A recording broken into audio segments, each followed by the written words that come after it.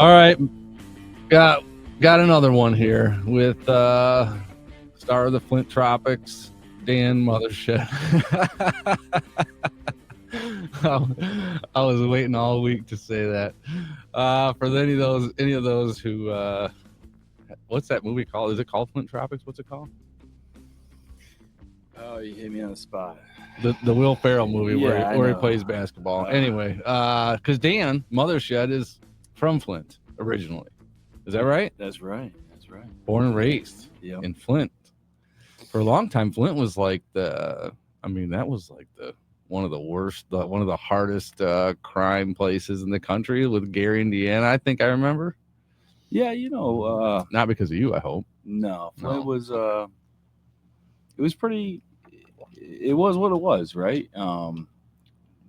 There was definitely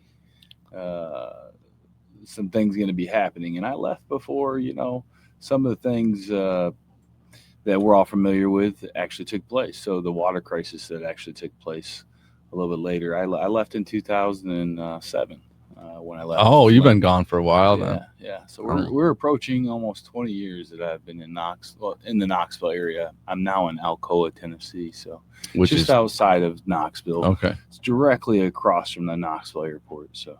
Oh, okay. Mhm. So, what actually brought you to Knoxville versus anywhere else?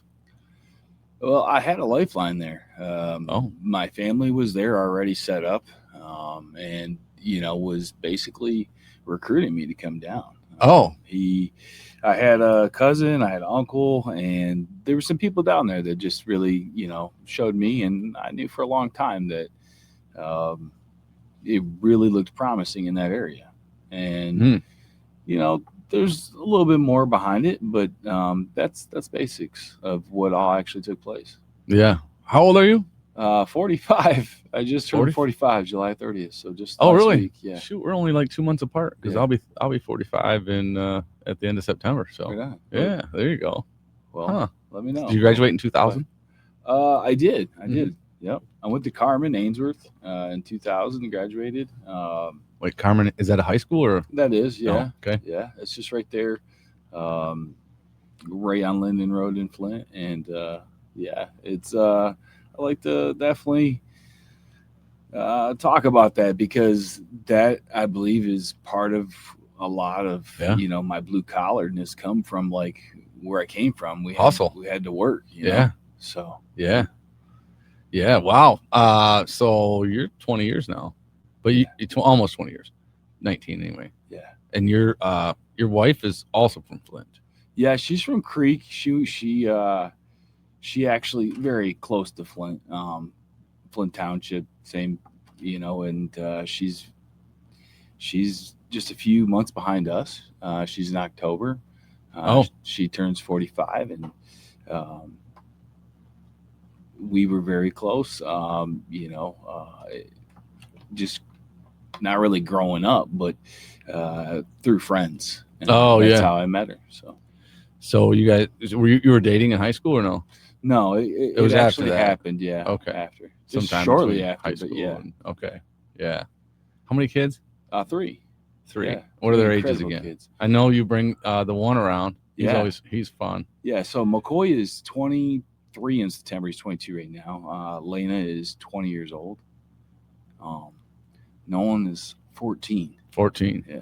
Yeah. So I don't know if I've seen your two older kids. I don't know if you bring them around too much, if they care to be around at some of the events. It's mainly because they have their own grind. I mean, they're really getting after it. My son has just graduated college just like within 6 months.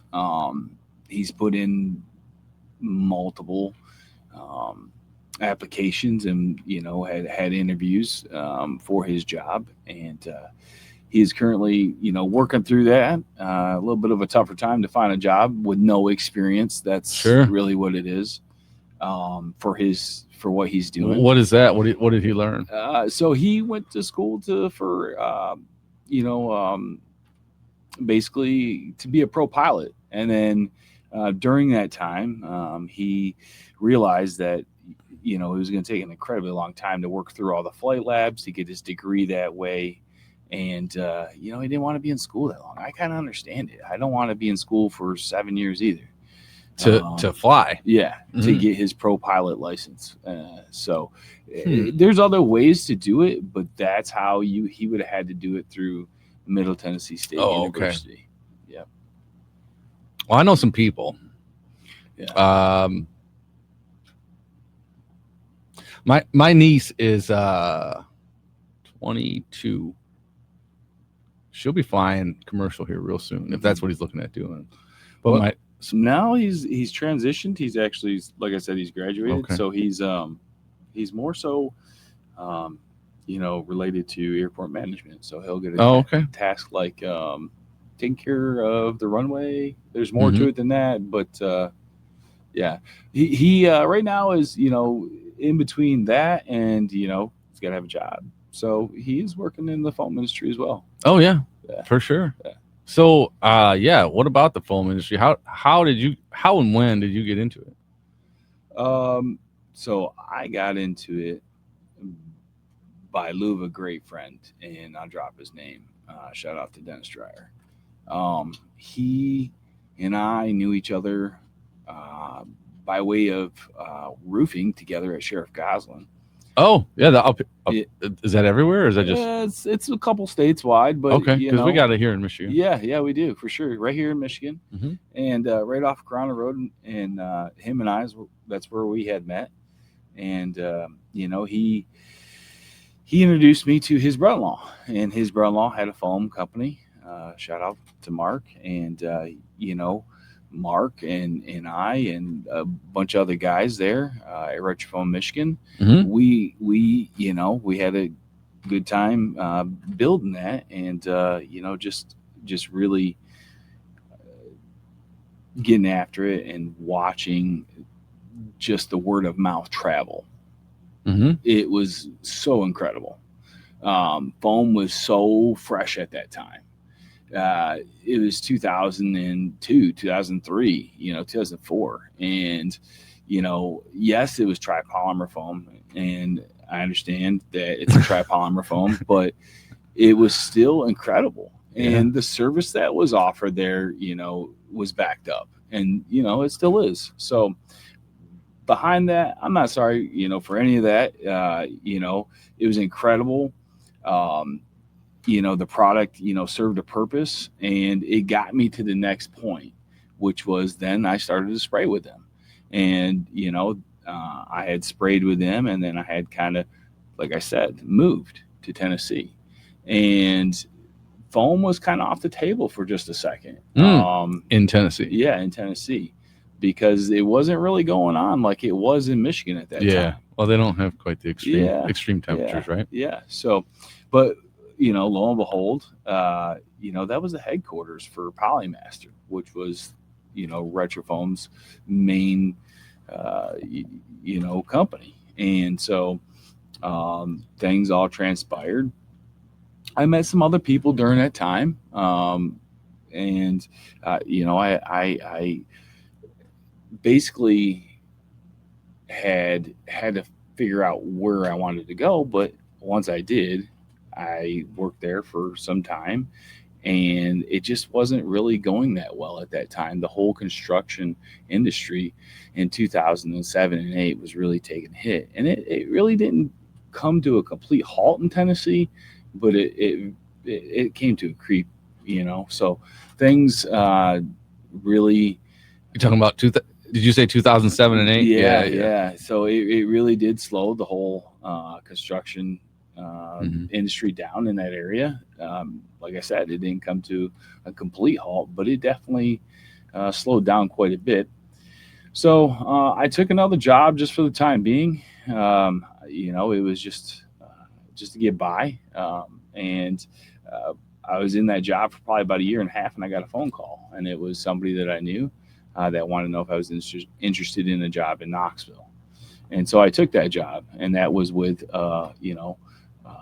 Pro Foam. And I went to work for Pro Foam of Tennessee for a while and really enjoyed working for them.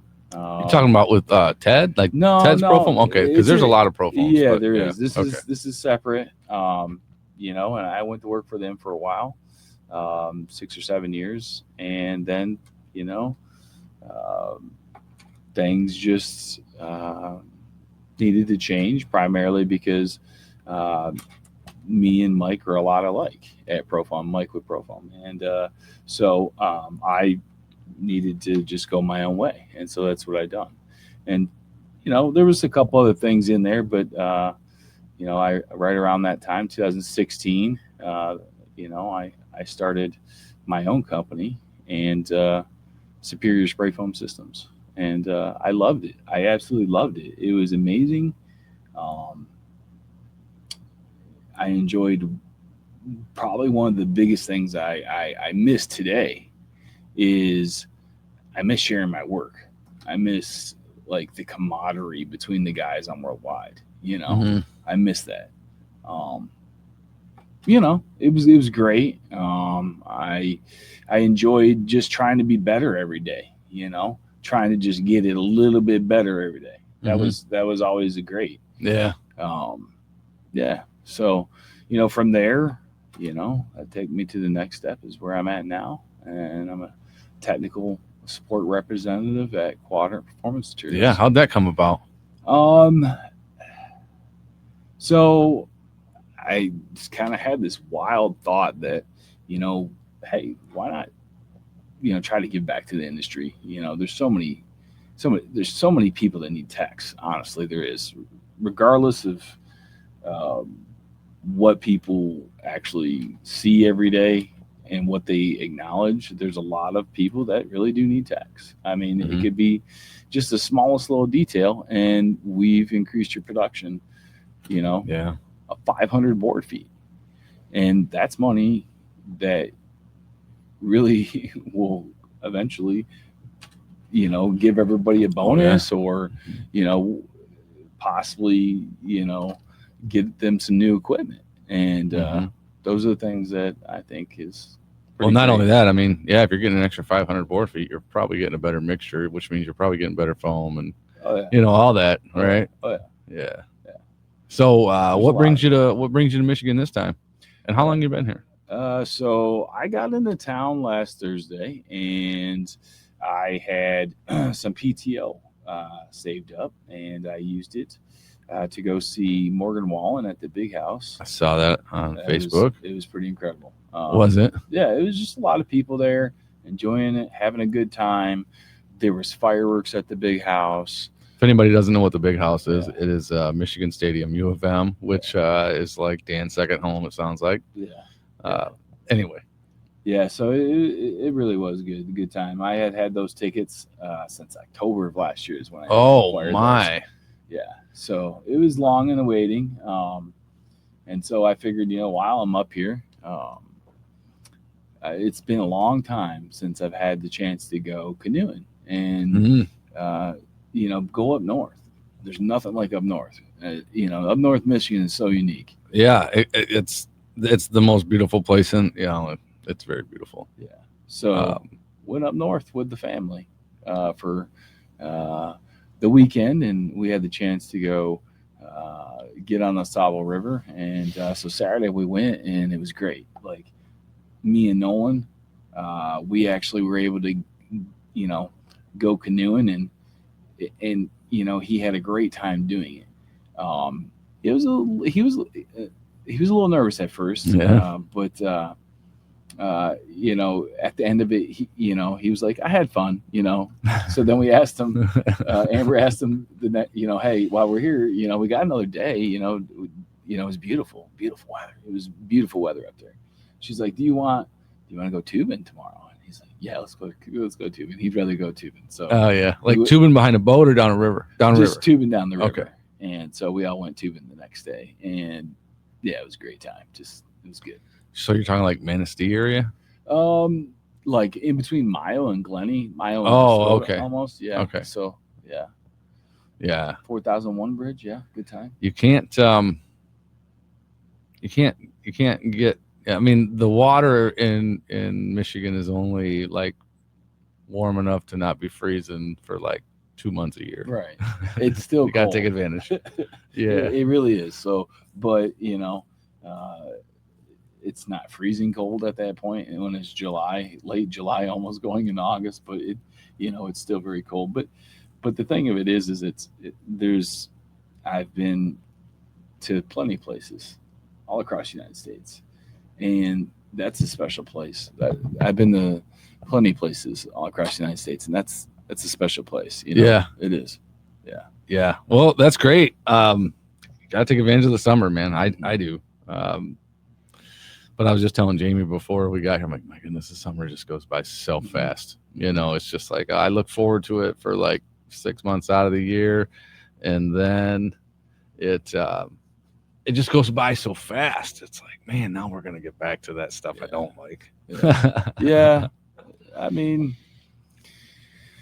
that's why I moved.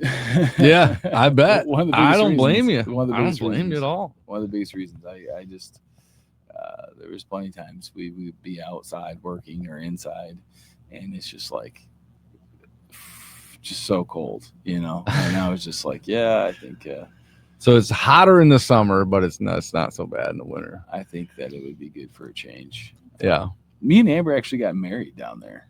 When we were still living in Michigan, but we got married in the mountains. And so in the mountains. Yeah, like in Sevierville. Like in a church or just outside in the mountains? Well, it was both. Both. Yeah, there you go. Yeah. That's awesome. Yeah, it was good. What year was that? 2003. Okay. Yeah. Oh, yeah. Oh, so you were still living in Michigan then? Yeah. I moved in 2007. Yeah. Okay. Yeah. Nice. Well, you're looking good, man. Thanks, man. You got a nice tan going. You lost some weight? I did. I probably gained a lot back this month because just been living life, but yeah. We're gonna get back on that. Back on the trip. I lost some weight too. Back on the bus. Yeah. I'll tell you what. I lost some weight too. No sugar is a big deal. Yeah, man, that stuff is not meant for human consumption. That's what I've realized. I think that I don't really, go all in on everything. I just think that, the better you can do there, little by little. Yeah. I mean, I still eat it. My daughter turned 10 last week. I had some cake, but I mean, I try not to, and I've been doing good. Yeah, but I mean, keep it going. Get back on it. Yeah, I am. Yeah. I'm excited for just. I think I'm gonna get a little time at home here soon. So I'm excited for some of that. Yeah. Well, you definitely do. Spend some time with the family. So are the three kids still living there, or two of them, or one of them? Just one of them. McCoy is there. Just in between it. He doesn't want to. I don't want to go too far into it, but he doesn't want to go too far into like going to getting his own place when he's probably going to have to move to maybe Asheville or. He's looking at Atlanta too. There's a couple different places he's looking at, but Lena, she's gone. She's a LPN at our local hospital there in Blount County. What is an LPN? She's a licensed practicing nurse. Really? And so she's amazing. She's killing it. At such a young age, she's 20. Yeah. How does she do that? Fast track program in our local Alcoa High School. So she did good. Proud of her. Yeah. Yeah, you should be. That's awesome. So she's got her own place and she's a hard worker. I love it. Yeah, good. So, yeah. What is I thought your wife's name was Amanda, but I knew it was an A. Amber. Yeah. Okay. What does she do? Well, she actively runs Superior Spray Foam Systems. Wow. She does a great job at it too. Really great job. Yep. Wow. That is fantastic. Yeah. So I know you maybe still spray every now and then, but you got someone else doing that too? So does she ever spray? She doesn't. When I left, I really had some amazing people in play. The right people on the bus, for sure. And so I don't want to say this is planned because I fully believe that, we're not in control of it. We can try to do things a certain way, but we're not always in control of it. What happens? So we had kind of planned this, we had discussed it at least, to that degree. And my brother Blake is a guy that, came down and started working with us. I was probably year 4 at that point in time, but Blake is such an amazing individual. He can do so much. He's got a degree in automotive. and he does all the automotive for the company. He is the production manager.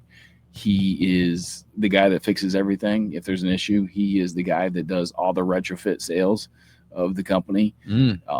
Blake is a very important component of that company for sure.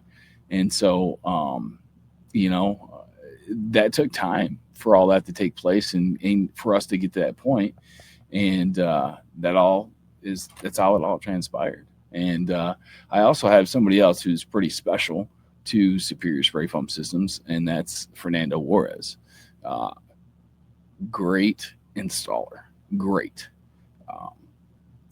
Just really like a brother, overall, because he just has always been so good in everything he has done for the company. And what I mean by that is, long hours. Yeah. He's listened to me squawk and micromanage him. Very thankful for those people. Yeah. Yeah. Yeah. Yeah.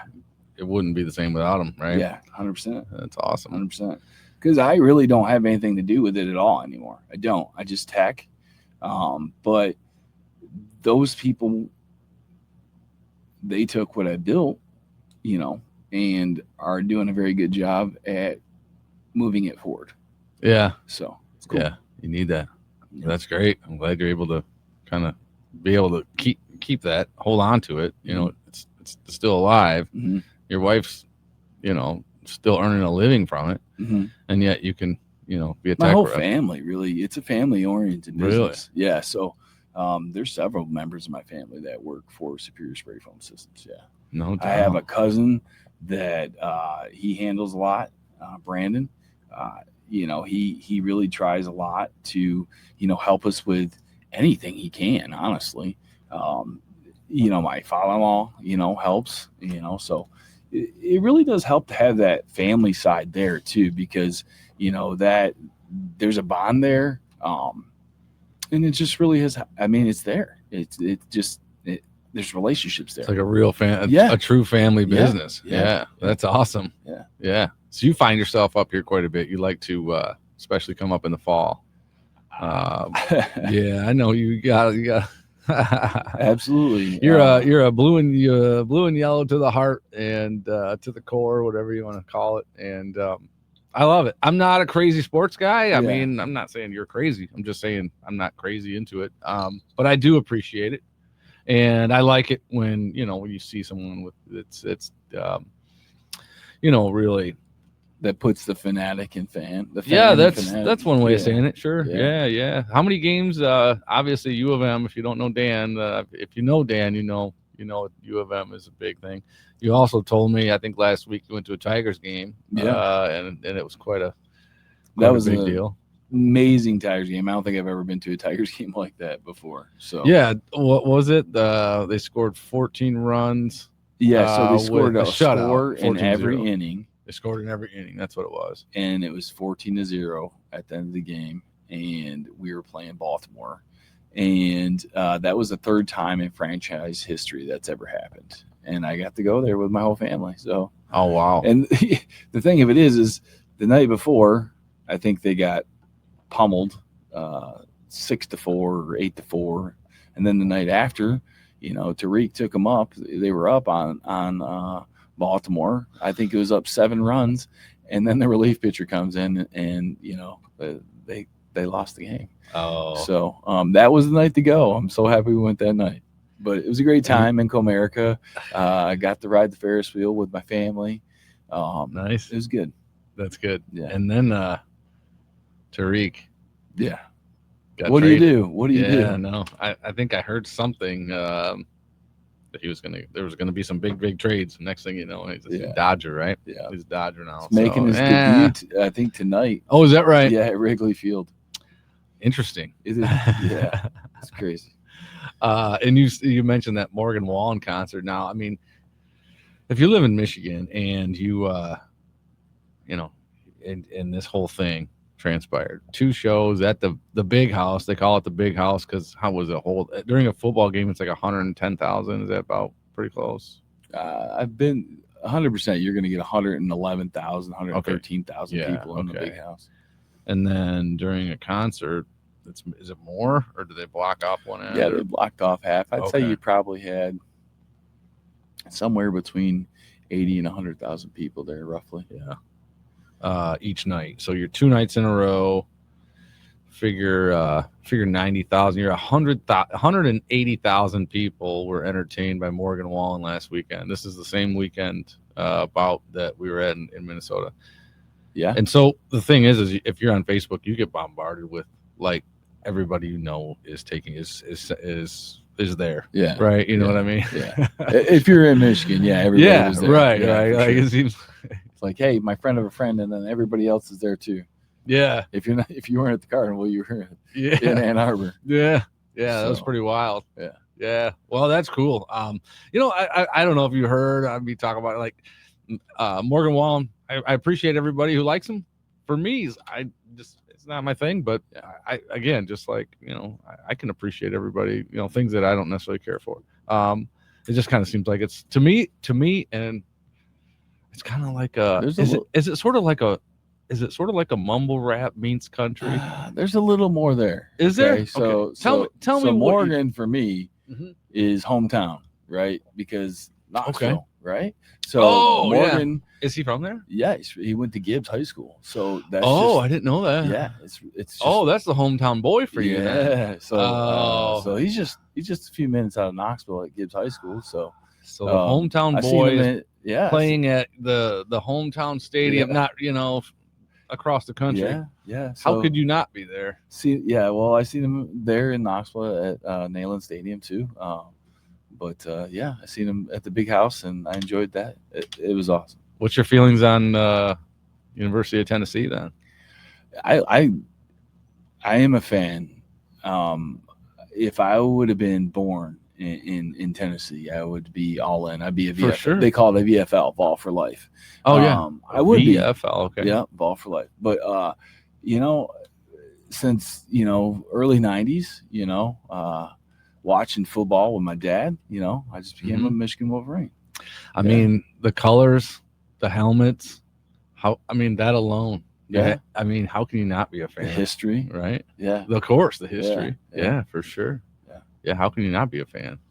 And that hat you're wearing, man, I like it. Thanks. I actually don't want to just take it off the tracks here, but there was a young man that played football at Alcoa that with my son McCoy, and Alcoa is really, really well known for football. I mean, I think they have 23 state championships. Wow, they're up there. But this young man kind of brought my fandom full circle because he committed to the University of Michigan. So I mean, it even got like more intense in that regard because now this young man, I get to go watch him. He's had me into Al Glick Field House. Just a great time. He had you in there? Yeah, me. Like, so after, I don't know what Al Glick Field House is. It's just a field house where they practice, and so you've got to know somebody to get into that area. No cameras allowed. And you're talking about in Ann Arbor? Yeah. Okay. Yeah, that's where they practice. Okay, gotcha. So it was a good time. He got you in there. Yeah. Well, so it was after the Maize and Blue game, spring football game. Okay. And so he, brought us in there. We got the autographs from the whole team. Really? Yeah. So my fandom just went, So I expect to probably go to, if everybody's like, dang, Dan's crazy, I expect to go to more games because he's playing. He's a starting fullback. So I definitely want to support him as much as possible. So we'll see how it all goes. But yeah. So how is he? He's a freshman this year, sophomore? He is a redshirt sophomore. Okay. Yeah. Yeah. Well, that's pretty cool. It is. Yeah. Maybe After we, the University of Michigan won the game 13-10, he actually was the commit in that class, and he had, was at our place watching that game, and it was cool. So enjoyed that, and like I said, so when he committed, and like signed the papers, it was at Alcoa, and so it just really made things, even, a little bit sweeter because now somebody is playing for your favorite college. So fandom. And your son played with him. Yeah, he played high school. Yeah, I played high school with him. Yeah. Wow. Yeah. That's awesome. Yeah, they were pretty close. Yeah, pretty cool story, because that's probably the biggest reason that you'll see me be going the next couple of years. Then I'll probably tone it down quite a bit for sure. But it's a good time. I went to Penn State in 2023 at that game. That was a great time. We're trying to make it out to Eugene this year. That's a trip. Yeah, we got some family out there, and we're trying to make it to that stadium to go watch them. They probably won't win, and we know that, but that's part of being a fan, just supporting the team. Yeah, Michigan's having, the coaching, where are we at with coaching? We're in pretty good shape now, I hope. Okay. I feel pretty good. This coach, his name is Scott Whittingham, and I feel that, he's going to be what the team needs. But it's just what it is. Oregon's a favorite to win the national championship this year. So they have a quarterback. Since we're in Michigan, we're talking about all this Michigan stuff. I'll just touch on this and get off of it. He's from Detroit. His name is Dante Moore. So he is the starting quarterback for Oregon. So for Oregon. Yeah. So I've heard that name. Yeah. Well, you know what? Let's I'm trying to think of anything else I wanted to question you about. Anything else you want to talk about while you're on this thing in particular? Because I've got some questions for you, but I don't want you to walk away from this going, I wish we would have talked about this or that. There's been, I don't really have a point to anything, but there's been so much talk. Yeah. Like last night. Yeah.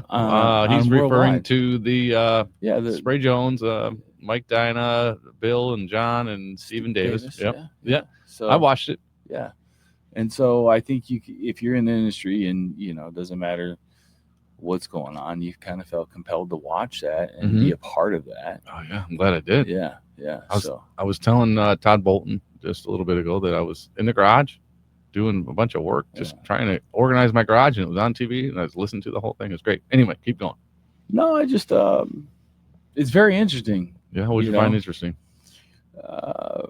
Probably the fact that, we're trying to push this industry forward. Mm-hmm. We really, there's a lot of people that are trying to get it to the next level as far as certification and training and just much more than that. But, there was plenty of talk about that last night, and it was really interesting. The one thing that I just, it's going to be very difficult to do, and it's to get everybody on the same page. Yeah. And so, it's going to take some sort of a miracle to do that, though. I fully believe that. Yeah, I think we got the right people. I mean, I can't imagine for us to have people that are even better, although maybe, but we got these organizations, they all want the same thing. Yeah. And that's just for spray foam to continue to progress in the right way, for less of the problems to happen. Not that there's a ton of them, but Mike will talk a lot about the things that are going on, and I'm talking about Spray Jones, Mike, in Europe, and how it's like banned and you can't get loans and stuff like that. Yeah, we definitely don't want that to happen here. Yeah. And I personally can't imagine that happening, but that's probably just my own ignorance, right? So here's where I'm going with it, just so I'm being very transparent about it. It's like, I talk to some people, right? Don't want to just go on the record with anybody's names, but they're just like, I don't want to do that. Why wouldn't you want to do that? It's going to make us better. But they don't want to do that. Well, I think the argument is getting in government involved, because the government screws everything they touch up, right? So, I mean, you look at like Social Security. Social Security was put in place for good reason, and it was a great thing. The government, you throw some extra money at the government, they'll save it for you, And then when you're at a certain age, you're taken care of because of all the money that you put into during your lifetime. Mm-hmm. Well, look what they did. Mm-hmm. They tap into it any chance they get, and then they told you when you started paying into it, 65 years old, you can retire. 66, 67, 68, 69. And then when you do turn that age and you get, you know, a chance to finally get the money that you've been saving your entire life, they're like, yeah, there's like half of it here. Mm-hmm. So that's just one example, right? Yeah. And so it's like, and don't get me wrong, and that's the argument that a lot of people have, and that's kind of the argument that I have, because the government will get in and they'll figure out ways to make everything more expensive, and you'll get more for less, right? You'll get less for more. Honestly, I'm not sure what's going to happen, but I don't think anybody is. I don't think anybody is sure what's going to happen, and so that's why everybody is so on the fence about it. Mm-hmm. It's because there's no clear cut, hey, this is how it's going to be, and we all know that it's all in phase, just where we're brainstorming everything right now. I think that watching the live video cast yesterday, basically Mm-hmm. with everybody, I thought that was a great way to get everybody's Mm-hmm. imaginations, or their brain, the thinking camp on, as they used to tell us back in school. Mm-hmm. That's what actually happened when that was going on. Mm-hmm. I'm sure everybody had some thoughts as it was all taking place, and that is the start. Mm-hmm. And I really do think that's the start. That's how it all starts. Mm-hmm. And then eventually it just keeps going and going. But the biggest thing that I got to say is you got people that just don't want any part of it. So, what do we do for those people?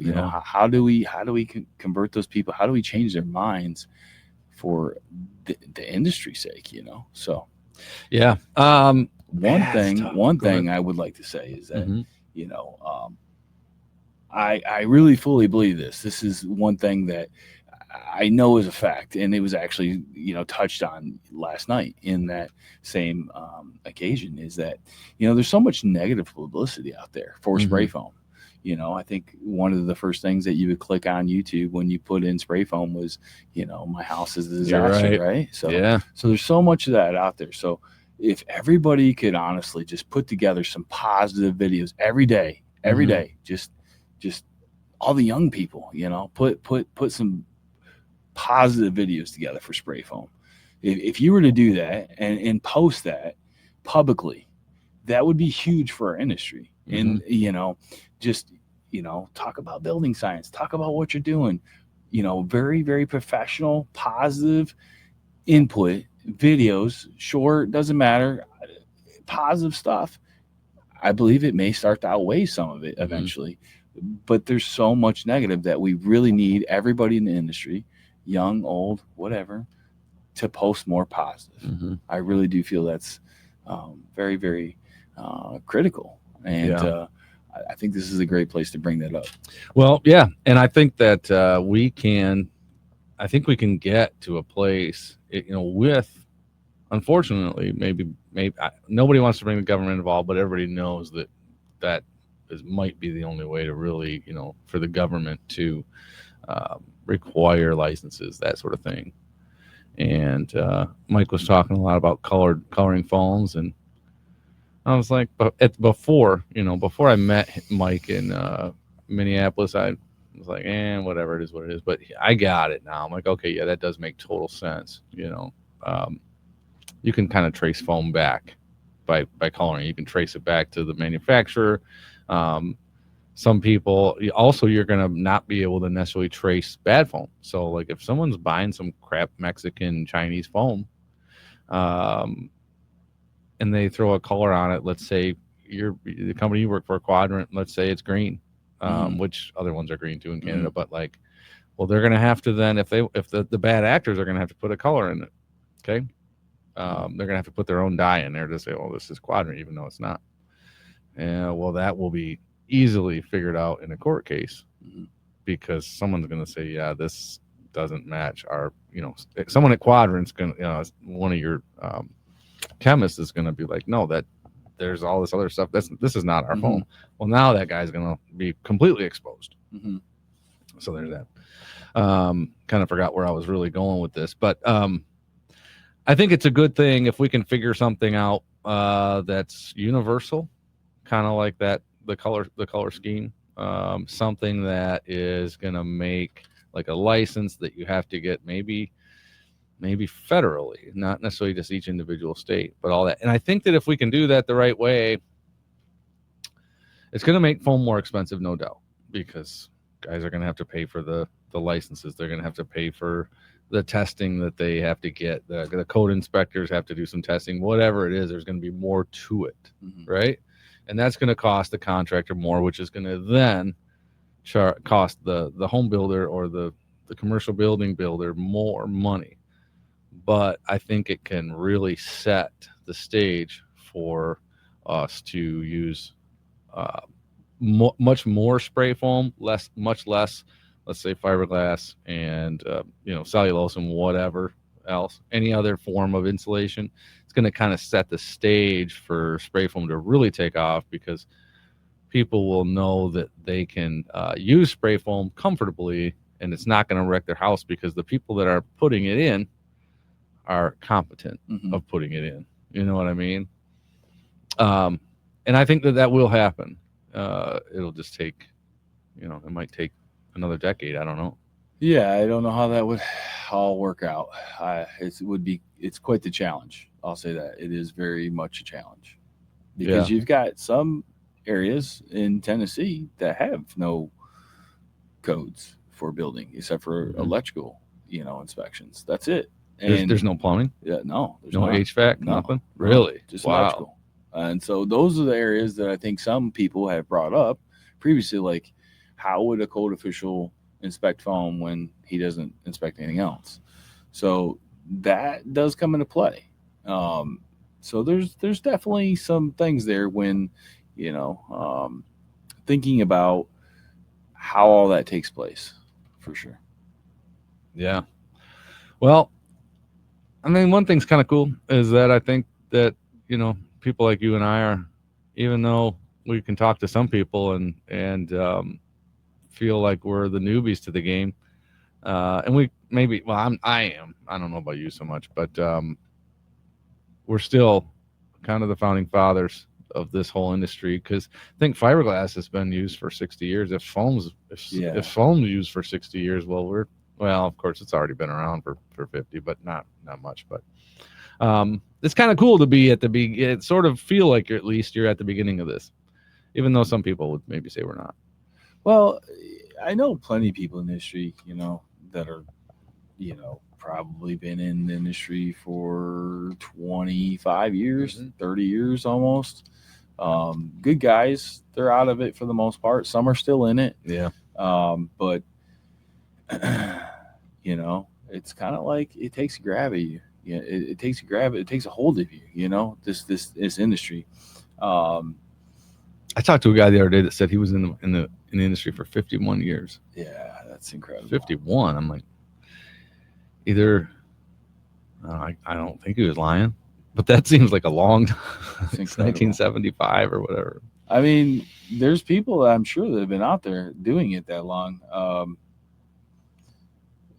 I shouldn't say that they're still doing it that long, that did it that long. Maybe they're in sales now. Maybe they're just, I worked with a company not long ago. It was 3 generations. And so they let the original owner, the dad, the granddad now, he comes in and he basically just fixes things for him just so he can stay do busy. Something. Yeah. So I can't even imagine the dinosaurs they were working with. Yeah. Imagine H2s, H2000s, a Gusmer machine.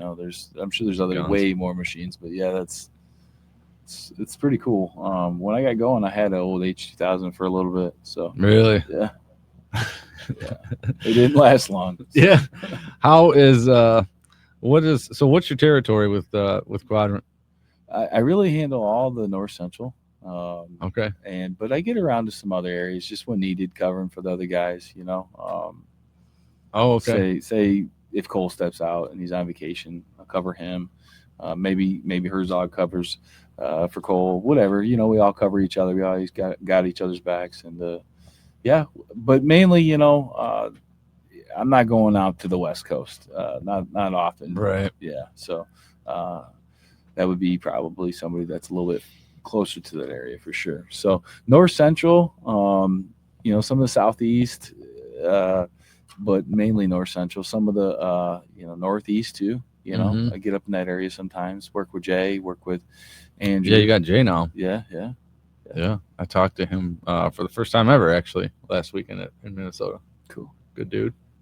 Yeah, you guys got a good team there. Yeah, it is a good team. You do. Got to know Cole too. I had never met him until Vegas. So okay. Yeah, I'm working my way around. Yeah. Well, I think this show is definitely it definitely caught my attention, a while back. I think we've been talking about this. We have been. I've been trying to get you while you're in Michigan. So I'm glad you were able to make it. Yeah, thanks for having me. Yeah, let's do some fast questions, huh? Okay. And they don't have to be fast. And in fact, I don't want them to be. If you can elaborate on some of them, even better. Let me get a drink here before we do this. Okay. Yeah. All right.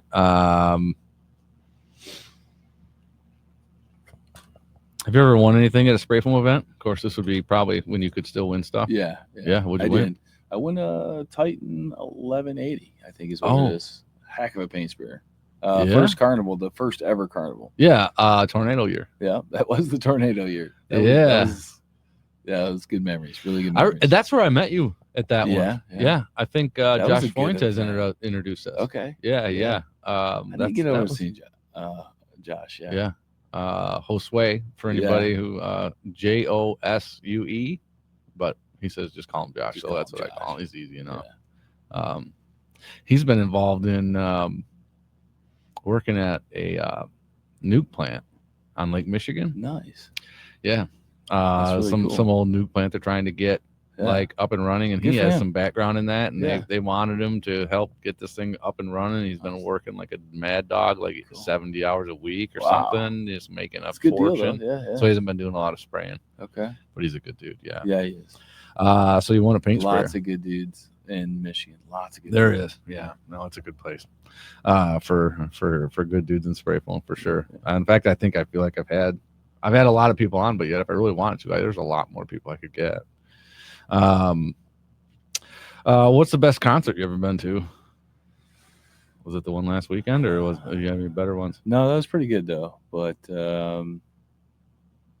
honestly, the first Anger Management tour, it was with Papa Roach, Exhibit, Limp Bizkit, and then and I was talking right old front. school yeah, now. It was great. It was pretty great. Pretty Exhibit. Wild. Yeah. I never knew his music. I just remember that show. Yeah. Was it Pimp My Ride? Pimp My Ride. That's what it was. Yeah. Oh, everybody knew that show. Yeah. What's the worst job you ever had?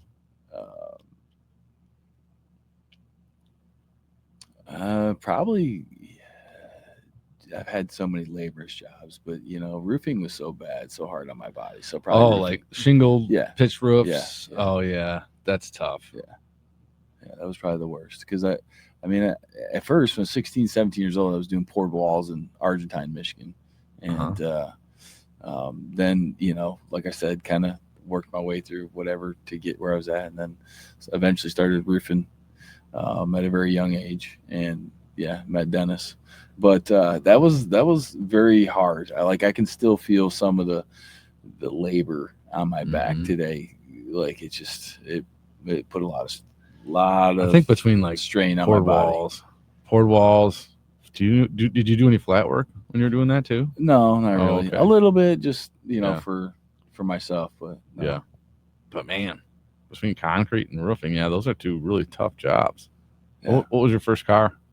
A 1985 S10, and then was a long. We were just talking about this not long ago. It wasn't long, remember in like 99, 2000 when all the S10s hit, and General Motors running that special on S10, so I had one of those. So they had like the $99 S10.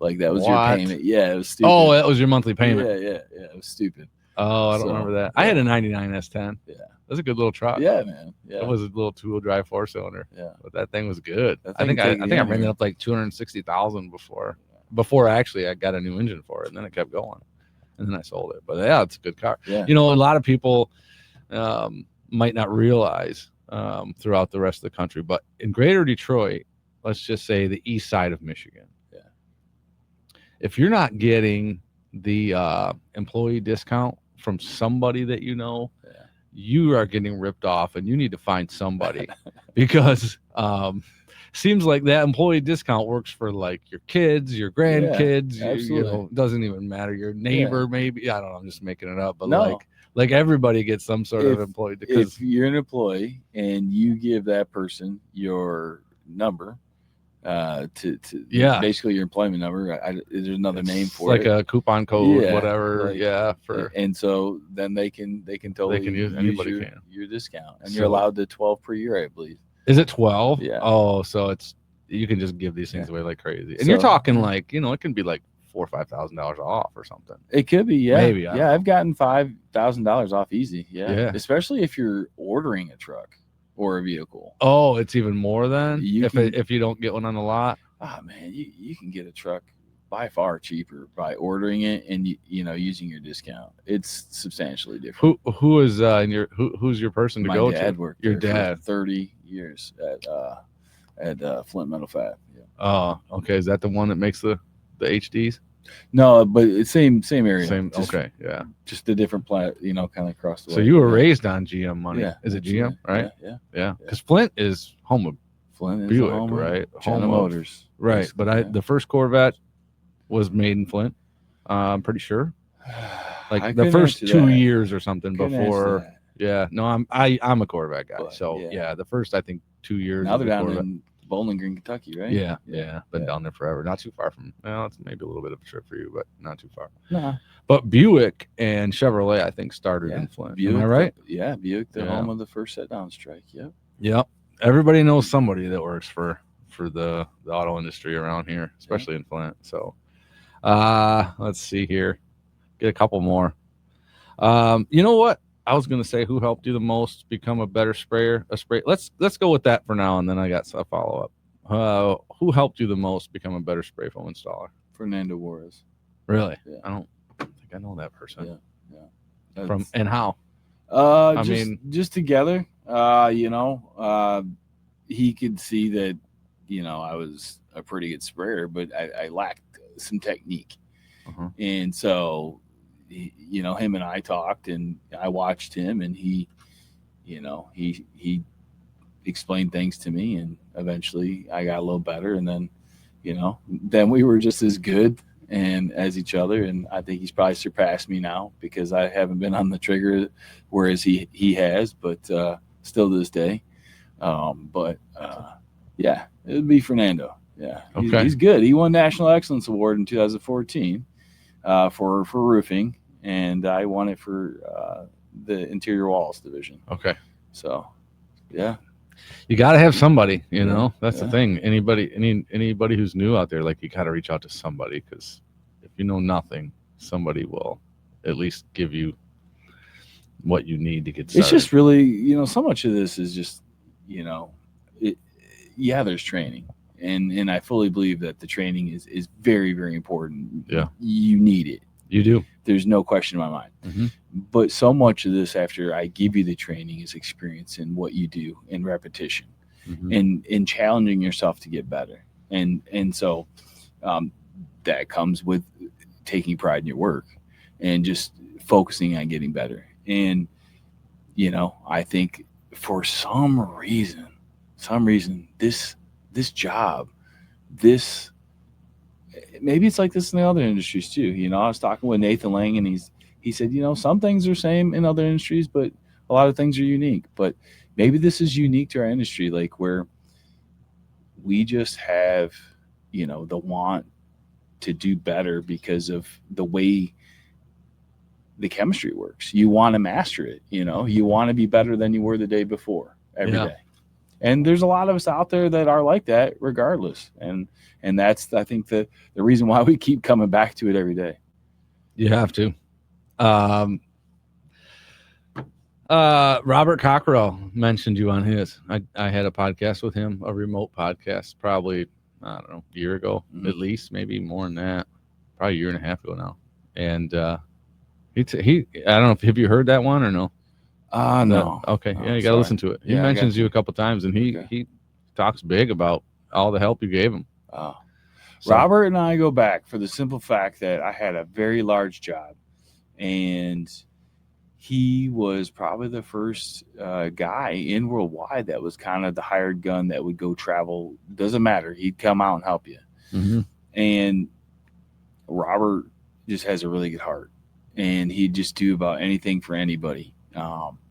And I'm really sorry that I hadn't heard that yet. No, don't. The first thing I do. Bad. First thing I do when I pull out of here. Okay. But I'm glad that I've had some good times, Robert. We did this very big facility back when I was still spraying and on the gun, and it was a maintenance facility for a big electrical company that service these big monster trucks for basically linemen. And these trucks are monsters, and they pull them in and out, and it was probably where they could have got probably 10 of those trucks in there if they parked them in there, right? So it was a pretty large area. Yeah. And it was a total retrofit area. We had to remove all the insulation that was in that area. It's probably about 25 feet, 26 feet up to the roof, roughly. There was a lot of people that had such a big part in that job. But the cool thing about it is when we got done and I was spraying next to Robert, you couldn't tell who was spraying what because it was just that good. So, good times. I had a lot of good times, Robert. He's a good guy. Yeah. He sang your praises.